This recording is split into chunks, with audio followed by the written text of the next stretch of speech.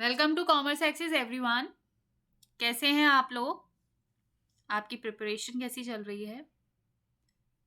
हाँ, आज मेरी क्लासेस जो है काफ़ी दिनों बाद रिज्यूम हुई है। मैं जानती हूँ मुझे ऑलरेडी 2 क्लासेस अपलोड कर देनी चाहिए थी। पर बीच में मेरी तबीयत ठीक नहीं थी तो फिर इसलिए मैं क्लासेस ले नहीं पाई, क्योंकि मैं फेस्टिवल्स कुछ ज़्यादा ही एन्जॉय कर लेती हूँ। So that's fine. तो बताइए आप लोगों की दिवाली कैसी रही? कैसे रही आपकी भाई दूज? गिफ्ट्स मिले? तो जो भी है आप शेयर कर सकते हैं मेरे साथ। मैं पहले भी आपको बोलती रही हूँ कि do share your things with me. मुझे बहुत पसंद है आप लोगों से इंटरेक्ट करना। अगर आप ऐसा करेंगे तो मुझे भी अच्छा लगेगा। समझ रहे हैं आप लोग? तो आप मुझे भी अच्छा लगाने के लिए अपनी जो भी आपकी लाइफ में चलता है प्रिपरेशन के ड्यूरेशन में आप शेयर कर सकते हैं। Is that cool? ओके। सो अब आपको दिख रहा होगा आपको कि आज मैं क्या स्टार्ट करने वाली हूँ। मैंने आपको पहले भी बताया था कि मैं आपका पार्ट्स ऑफ स्पीच कंप्लीट करने के बाद आपको आर्टिकल स्टार्ट करवाऊंगी, है ना?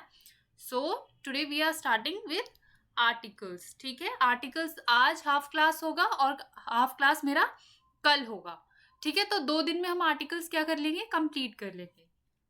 ऑलराइट? कोई प्रॉब्लम किसी को? कोई भी किसी भी तरीके की? तो जो मैं हमेशा बोलती हूँ आप लोगों को करने के लिए, आई होप आप वो सब करके आए हैं। And that is your revision. ठीक है, रिवीजन कर कर आए हैं। जितने भी मैंने पार्ट्स ऑफ स्पीच करवाया है, पार्ट्स ऑफ स्पीच मैंने आपको कंप्लीट करवा दिया है ना? और उसका कितना था, 8 जो हमारे पार्ट्स ऑफ स्पीच होते हैं, मैंने ऑल आपको बहुत ही डिटेलिंग में एग्जाम्पल्स के साथ कंप्लीट करवाए हैं। अगर आज आप फर्स्ट टाइम हैं मेरे चैनल पर तो आप पार्ट्स ऑफ स्पीच जरूर देखिए, क्योंकि देखिए पार्ट्स ऑफ स्पीच जो है वो एकदम बेसिक है। जैसे अगर आप मैथ सीखते हैं तो आप मैथ सीखने से कहाँ से स्टार्ट करते हैं? क्या आप एडिशन स्टार्ट कर देते हैं? No, you don't start addition, है ना? आप सबसे पहले क्या करते हैं, आप काउंटिंग सीखते हैं, 1 2 3, राइट? उसी तरीके से आप सबसे पहले जब पार्ट्स ऑफ स्पीच सीखेंगे, जो भी आप वर्ड्स बोल रहे हैं वो एक्चुअल में क्या चीज है वो सीखना बहुत जरूरी है। तभी तो आप उसका यूसेज सीख पाएंगे। समझ रहे हैं आप लोग? लोग मतलब इसी चीज में सबसे ज्यादा कंफ्यूज रहते हैं कि हम ये क्यों सीखें। आप जब तक वो सीखेंगे नहीं ना तब तक आपको पता ही नहीं चलेगा कि आपको वो इतना जरूरी था वो सीखना। और फिर लोग कंप्लेन करते हैं कि हमें इंग्लिश आती नहीं है, इंग्लिश समझ नहीं आती है, क्योंकि आप बहुत सारी चीजें क्या कर देते हो, स्किप कर देते हो। कई बच्चों का अभी क्या होगा कि आप पार्ट्स ऑफ स्पीच नहीं करेंगे, हम आर्टिकल्स कर लेते हैं। आर्टिकल्स नहीं आते हमें। तो अगर आप ग्रामर कर रहे हो तो एक सिस्टमैटिक वे से कीजिए, है ना? आपको जितना बताया जाता है, बोला जाता है, आप एटलीस्ट उतना कीजिए, अपने टीचर पे ट्रस्ट कीजिए। ठीक है? सो मैंने आपको बोला था ट्रस्ट इज द की, तो you need to trust me. Okay, चलिए। सो आर्टिकल्स हम स्टार्ट करते हैं आज। क्या ये आपको विजिबल है ऑन योर स्क्रीन? या it is all right. So articles. An article is a word which is used before noun and gives some basic information about the noun. An article is an adjective. Like adjectives, articles modify nouns. तो आपको basically अभी ये जो आपने मैंने definition पढ़ी है आप लोगों के लिए, इससे क्या पता चला? आर्टिकल जो है वो एक ऐसा शब्द है जो कि नाउन से पहले क्या होता है, यूज होता है। नाउन, आई होप आपको पता होगा, parts of speech, right? Yes. तो नाउन से पहले जो है आर्टिकल आपका यूज होता है। और जब हम उस आर्टिकल को यूज कर लेते हैं बिफोर अ नाउन, तो वो जो है उस नाउन के बारे में एक आपको इंफॉर्मेशन देता है। और ये एज अ एडजेक्टिव क्या करता है, वर्क करता है, विच मॉडिफाइज अ नाउन। अब मैंने आपको एडजेक्टिव करवाया हुआ है ऑलरेडी, मैंने आपको नाउन करवाया हुआ है। तो मैंने जब आपको एडजेक्टिव्स करवाए थे तो मैंने आपको क्या बताया था? आपको बताया था ना मैंने कि जो एडजेक्टिव्स होते हैं वो हम अपने नाउन को इम्प्रोवाइज करने के लिए, उनको मॉडिफाई करने के लिए क्या करते हैं, यूज करते हैं। सेम वे में आर्टिकल जो है वो क्या करता है, जब हम आर्टिकल को एक नाउन के आगे लगा देते हैं तो हम क्या कर देते हैं, उस नाउन को एक नई क्या दे देते हैं, डेफिनेशन दे देते हैं, नई परिभाषा दे देते हैं। उसमें और क्या आ जाती है, सुंदरता आ जाती है, ब्यूटिफिकेशन आ जाती है, मोर क्लैरिटी आ जाती है और मोर स्पेसिफिक बना देता है उसको। आई होप मैंने आपको ये चीज क्लियर कर दी हो कि हम आर्टिकल का यूज करते ही क्यों हैं एक्चुअल में। समझ रहे हैं? देखिए, हम जितना ज्यादा अपनी ग्रामर को डिवीजन करते जाएंगे, पढ़ते जाएंगे, तब हमें पता चलता जाएगा कि चीजों का जो यूसेज है वो एक्चुअल में उस लैंग्वेज को, उस सेंटेंस को और ज्यादा क्या करा जाए कि समझा जाए। आपने कोई एक सेंटेंस बोला, ठीक है, अब आपने उसमें बहुत सारे parts of speech, articles, tense use किए हैं, ठीक है, आप वो एक सेंटेंस आपने किसी के सामने बोल दिया। अब उस जो सामने वाला इंसान है उसको भी ग्रामर की नॉलेज है, ठीक है। ये हम मतलब दोनों साइड से हम अभी सोच कर चल रहे हैं कि हमारी कोई भी लैंग्वेज है, अभी इंग्लिश की बात नहीं हो रही, कोई भी लैंग्वेज की बात हो रही है, तो उसको वो कैसे समझ आएगा कि आप क्या बात कर रहे हो। तो वो सारे वर्ड्स का जो आपने एक एक शब्द एक सेंटेंस की फॉर्म में छोड़ दिया है, उसके ऊपर बॉम्बार्ड कर दिया है, तो वो उस सबको क्या करेगा, एक एक वर्ड का मतलब करके आपकी बात का पूरा मीनिंग समझ जाएगा, है ना। समझ रहे हैं आप लोग इतनी सी बात?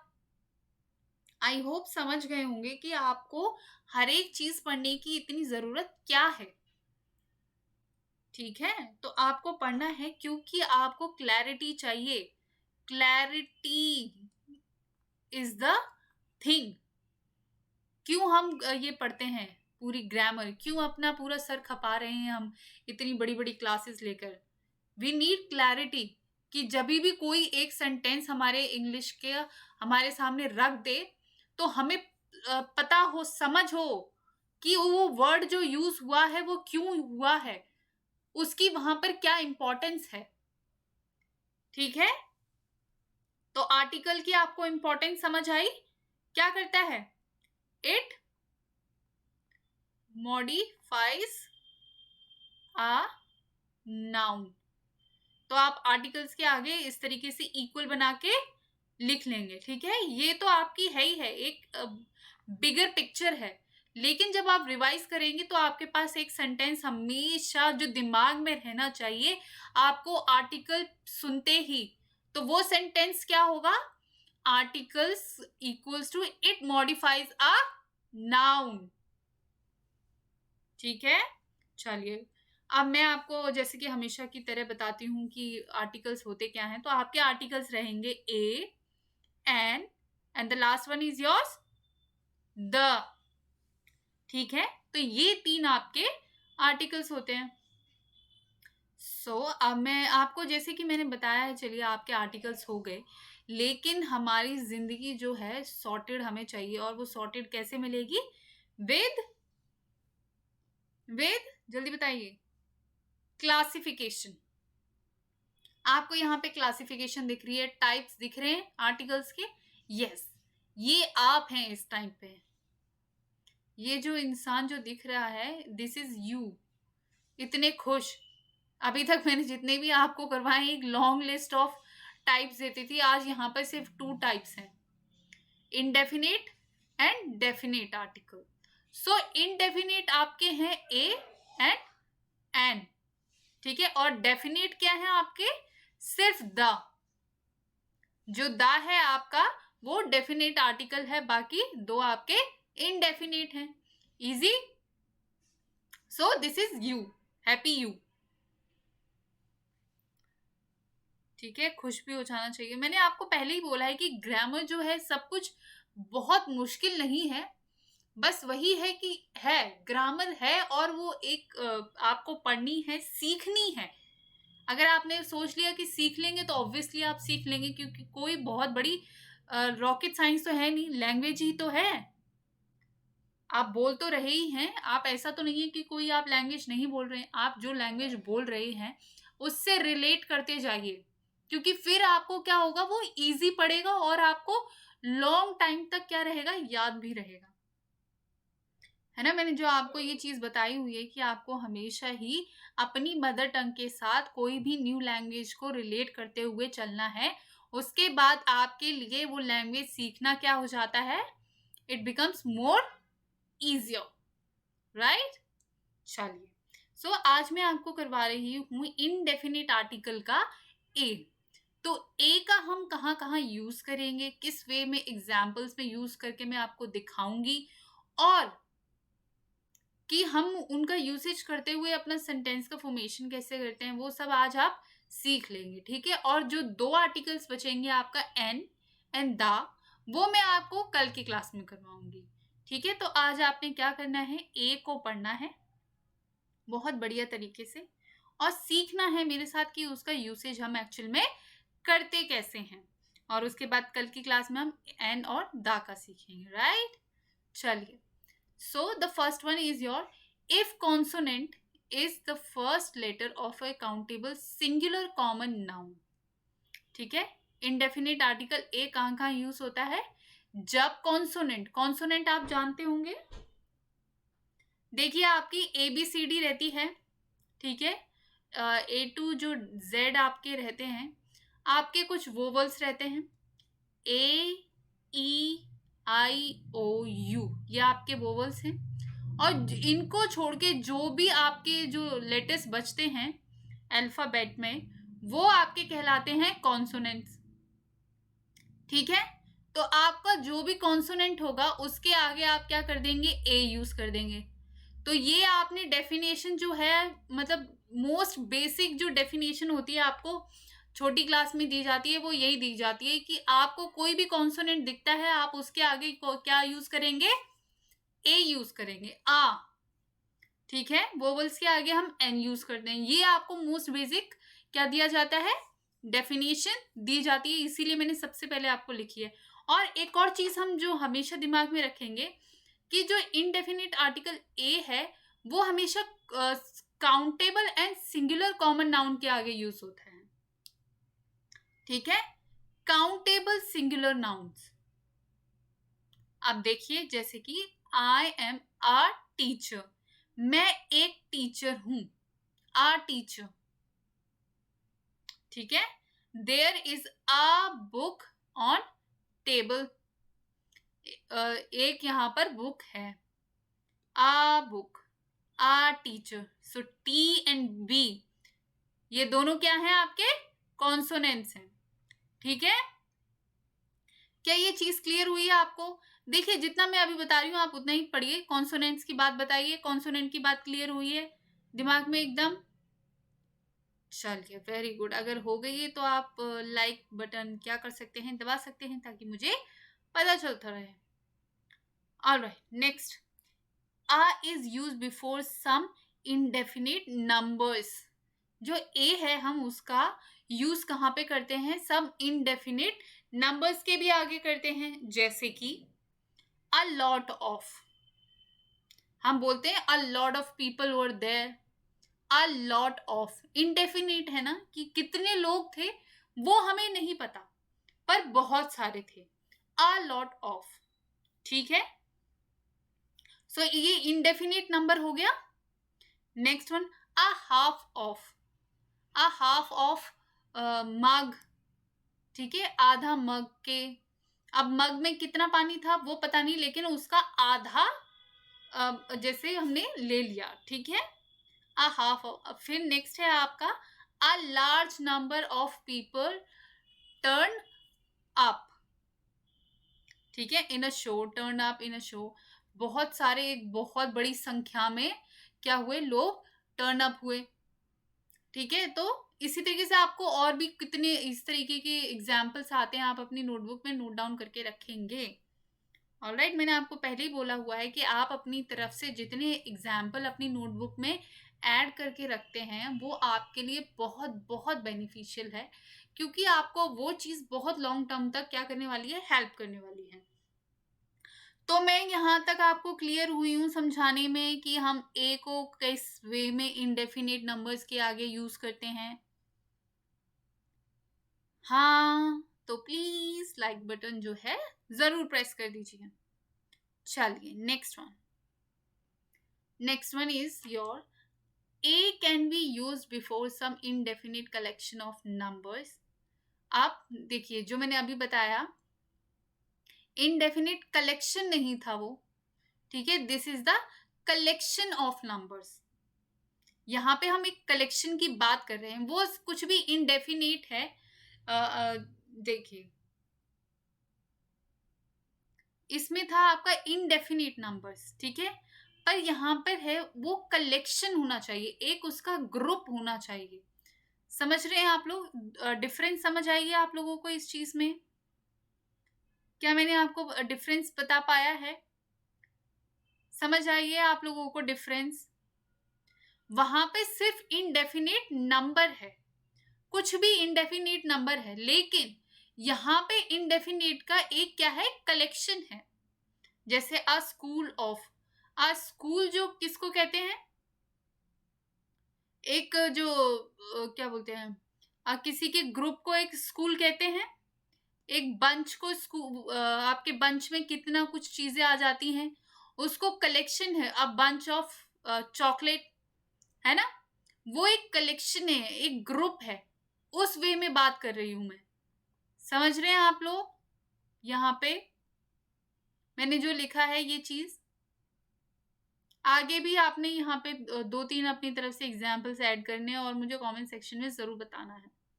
चलिए next one, if an adjective is followed by a singular noun then use a before that adjective. मैंने जो अभी सेंटेंस पढ़ा आप लोगों के दिमाग में प्रोसेस हुआ? देखिए, अगर कोई एक एडजेक्टिव है वो फॉलो करता है एक सिंगुलर नाउन के द्वारा, मतलब एक एडजेक्टिव हमने यूज किया, उसके बाद हमने एक सिंगुलर नाउन यूज किया है, ठीक है, तो क्या करेंगे हम, उस एडजेक्टिव से पहले, बिफोर दैट एडजेक्टिव, हम क्या करेंगे, ए का यूज करेंगे, आ का यूज करेंगे। अभी देखिए हम किस तरीके से करेंगे। हमारे पास एक एडजेक्टिव है, ठीक है, जो कि इसके बाद हम एक लिखने वाले हैं सिंगुलर नाउन, ठीक है। ये हमारा फॉर्मेट आपको समझ आया, इस वे में जा रहा है। जब इस वे में जाएगा तो आपका यहाँ पे क्या आना चाहिए, ए आना चाहिए, ठीक है। और ए में भी मैंने ये क्या बताया, जो ए जो होगा इस एडजेक्टिव का, अगर ये कॉन्सोनेंट है तो यहाँ पे ए आएगा, अगर वो वोवल है तो वो एन आ जाएगा, ठीक है। तो यहाँ पर क्या होगा, आपको ये वाला फॉर्मेट समझ आया है? इसको नोट डाउन कर लीजिए जल्दी से। अभी आपको एग्जाम में क्या रहेगा कि अगर आपको सेंटेंस दे देता है इस तरीके का, एक पूरी सेंटेंस है, बोलेगा कि आपको बताइए इसमें क्या मिस्टेक है, तो आप इस तरीके से देख सकते हैं, आर्टिकल को आप देखिए, चेक कीजिए कि आर्टिकल का सही यूज हुआ है कि नहीं हुआ है। एग्जाम में आर्टिकल्स का बहुत रॉन्ग यूज होता है और वो पूछते हैं, ये सबसे जो कॉमन क्वेश्चन होता है आपका यही होता है कि वो आर्टिकल आपको गलत डाल के दे देंगे और फिर पूछेंगे बताइए सेंटेंस में क्या गलत है। तो अब आपको देखना है इस फॉर्मेट को कि हाँ यहाँ पे हमने एडजेक्टिव यूज किया हुआ है, इसके बाद एक सिंगुलर नाउन आ रहा है, ठीक है। अब आपने देखना है जो आर्टिकल है वो आर्टिकल आपका क्या होना चाहिए, इनडेफिनिट आर्टिकल होना चाहिए, ए। अब एग्जाम्पल देखिए, Ayesha is a good girl. Ayesha जो है एक अच्छी लड़की है, गुड गर्ल एडजेक्टिव, और ये क्या है आपका सिंगुलर नाउन है, गर्ल, अच्छी लड़की, तो यहाँ पे क्या यूज कर देंगे, आ, ठीक है। Delhi to Kanyakumari is a long route, एक लंबा रास्ता, adjective, and this is what is your noun, singular noun, तो इसके आगे क्या यूज हो गया आपका? आ। आपको चीजें समझ आ रही हैं? आपने एग्जाम्पल अपनी तरफ से लिखोगे यहाँ पर, जैसा कि मैं आपको अभी बार बार पूछ रही हूँ. Yes, you have to write an example, right. चलिए next one is your a is used at the place of पर की जगह पे हम ए का यूज करते हैं. पर मतलब किस तरीके से पर? Apples are sold at 100 rupees a KG. A KG. अब देखिए आप यहाँ पे इसको आ हटाइए. Apples are sold at 100 rupees per KG, मतलब पर केजी मतलब हर एक केजी पर कितने के मिलते हैं एप्पल? 100 रुपए के हर एक केजी पर. तो आप पर की जगह जहां पे आपको पर दिखता है, आप उसको हटा के ए का यूज कर सकते हैं. ठीक है, तो ये क्या हो जाएगा, आपकी जो सेंटेंस है उसको आपका और अच्छा क्या करेगा, और प्रेजेंटेबल बना देगा. ठीक है.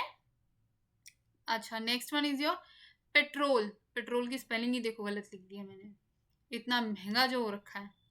Petrol is now 5 rupees cheaper a KG. जो पेट्रोल है वो 5 रुपए सस्ता हो गया है पर केजी की जगह आ केजी. समझ रहे हैं आप लोग? चलिए, तो आपने यहाँ पे और भी एग्जाम्पल लिखने हैं. मिल्क का लिखिए. जैसे मिल्क का क्या रहेगा, उसमें सेंटेंस बनाइए. जितना आप सेंटेंस बनाएंगे, जितना आप अपनी तरफ से राइटिंग करेंगे ना इंग्लिश में, ट्रस्ट मी आप उतना ज्यादा इंप्रूवमेंट देखेंगे अपने आप में. Next, if we put article a before plural number, the forthcoming noun becomes singular. आप लोगों को ये बात समझ आई है? चलिए, कोई बात नहीं, I am here to tell you only. देखिए, अगर हम कोई भी प्लूरल नंबर है, प्लूरल नंबर क्या रहेंगे आपके? 1 आपका प्लूरल नंबर है? 1 कैसे हो सकता है? नहीं है ना. तो आपका 1 और 0 को छोड़ के जो भी नंबर्स हैं, all these numbers are plural numbers. ठीक है.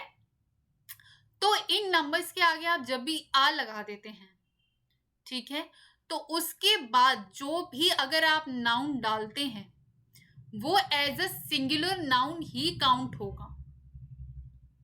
समझ आइए मेरी आपको बात? दोबारा सुन लीजिए. किसी भी प्लूरल नंबर के आगे अगर आप ए ऐड करते हैं तो उस नंबर के बाद जो भी नाउन आएगा वो as a singular noun count होगा. जैसे कि एग्जाम्पल देखिए, a 5-day long cricket match.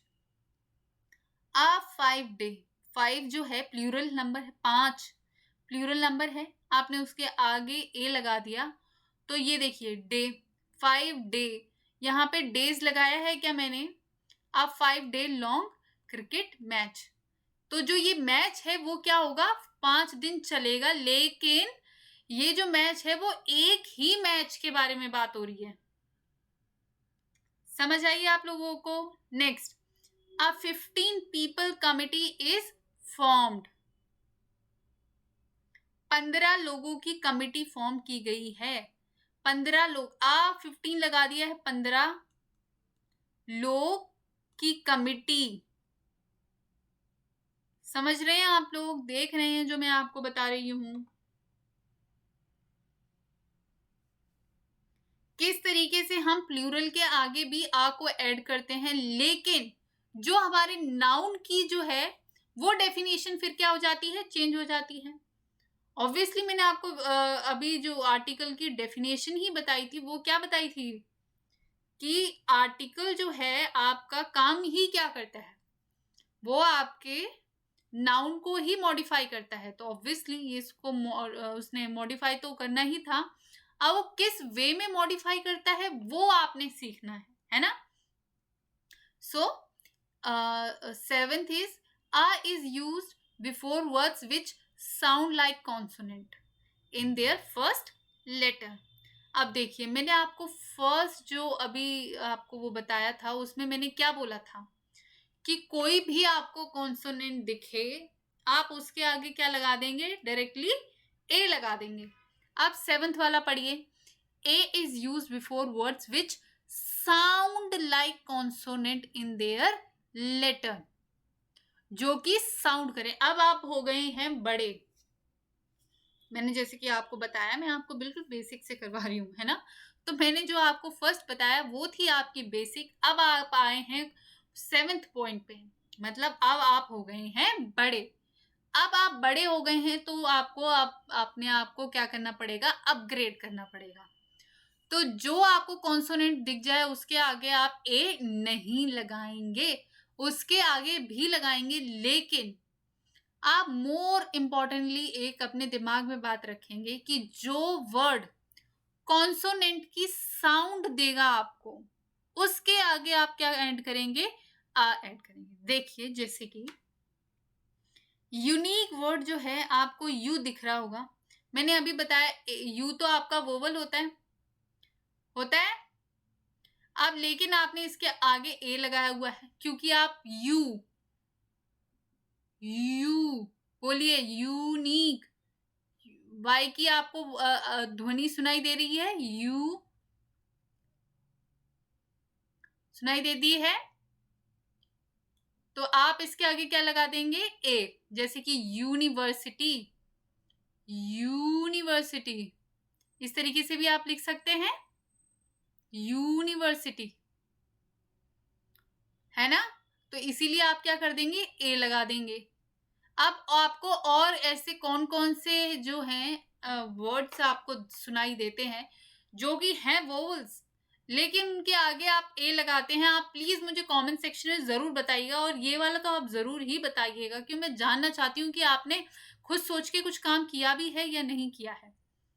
क्योंकि मुझे बिल्कुल पसंद नहीं कि मैं जब जिन बच्चों को पढ़ा दूं वो बिल्कुल भी अपने ऊपर खुद काम करने को रेडी ना हो। ठीक है। सो 8th one, if noun is placed after such, quite, rather, how, etc., use a before the noun। देखिए, जो नाउन वर्ड है आपका वो इन शब्दों के बाद यूज हुआ है, जैसे कि such, quite, rather, how and etcetera etcetera, then use a before the noun. तो उस शब्द के बाद क्या यूज करेंगे आप? ए का यूज करेंगे। देखिए, जैसे कि ये वर्ड याद रखिए, प्लस ए याद रखिए, प्लस यहाँ पे क्या याद रखेंगे आप? नाउन। ये फॉर्मेट आपको समझ आई?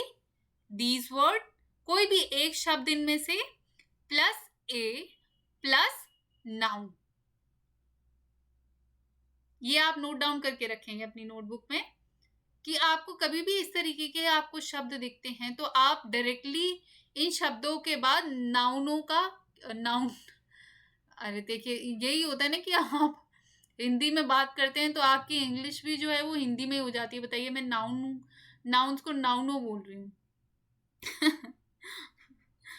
सो अगर आप ये जो वर्ड्स हैं इनका आप यूज करते हैं तो आप डायरेक्टली नाउन के आगे, मतलब डायरेक्टली नाउन यूज नहीं कर देंगे, उसके बीच में हम क्या डालेंगे? ए डालेंगे, to safeguard your noun, अपनी नाउन की सुरक्षा के लिए। एग्जाम्पल देख लीजिए, that was quite a show, बहुत ही अच्छा शो था। ठीक है। I have never seen such a girl in my whole life, मेरी पूरी जिंदगी में मैंने ऐसी लड़की नहीं देखी। सच के बाद हमने क्या किया है? ए डाला है, to safeguard our noun, to safeguard our noun. दिखता है आप लोगों को ये जो मैं पढ़ा रही हूं? तो आपने क्या करना है?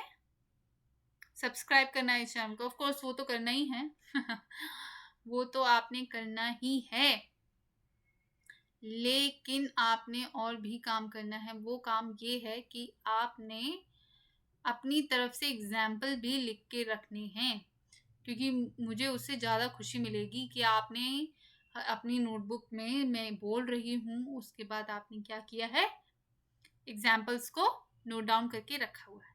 So this is the last one. कहाँ पे हम ए का यूज करते हैं, we use a with singular words. हम जो ए का यूज है वो सिंगुलर वर्ड्स के साथ करते हैं, ठीक है, सिंगुलर वर्ड्स के साथ. जैसे कि the vehicles make a noise, जो व्हीकल्स हैं वो आवाज करते हैं. नेवर टेल अ लाई, कभी भी झूठ नहीं बोलना चाहिए, ठीक है. So this was the end of the class. इसके बाद आपकी क्लास खत्म हो गई है. आज की क्लास यहीं पे ख़त्म होती है. सो अगर आपको आज की क्लास अच्छी लगी है और अगर आप फर्स्ट टाइम हैं इस चैनल पर, तो आप प्लीज़ इस चैनल को लाइक और शेयर एंड सब्सक्राइब ज़रूर कर दीजिए, ताकि हम आपको जो वीडियोस हैं वो कॉन्टीन्यूसली क्या करें, प्रोवाइड करवाते रहें, ठीक है. मैं ऑलरेडी आपके साथ काफ़ी सारा मटेरियल आपको दे चुकी हूँ, करवा चुकी हूँ. तो अगर आपने वो नहीं किया है या फिर आपको करने के बाद भी कन्फ्यूजन है, तो हम आपके लिए अवेलेबल हैं. आप टेलीग्राम जो ग्रुप है वो भी हमारे साथ क्या कर सकते हैं, ज्वाइन कर सकते हैं. उसकी जो लिंक है आपको डिस्क्रिप्शन बॉक्स में मिल जाएगी, तो उससे भी हम और ज़्यादा कनेक्टेड रह सकते हैं, ठीक है. तो आप अपने जो क्वेश्चंस होंगे आप मुझे डायरेक्टली भी वहाँ पे बता सकते हैं, और चाहें तो आप मुझे कमेंट सेक्शन में भी बता सकते हैं. मैं आपको वहीं पे आके आपकी प्रॉब्लम को रिजॉल्व कर सकती हूँ, ठीक है. सो तो आज के लिए इतना ही. कल मिलेंगे और कल अपना जो आर्टिकल्स है उसको कंप्लीट कर लेंगे, ठीक है. So thank you so much for watching me here on Commerce Access. Thank you guys. It's time to sign off now. Thank you.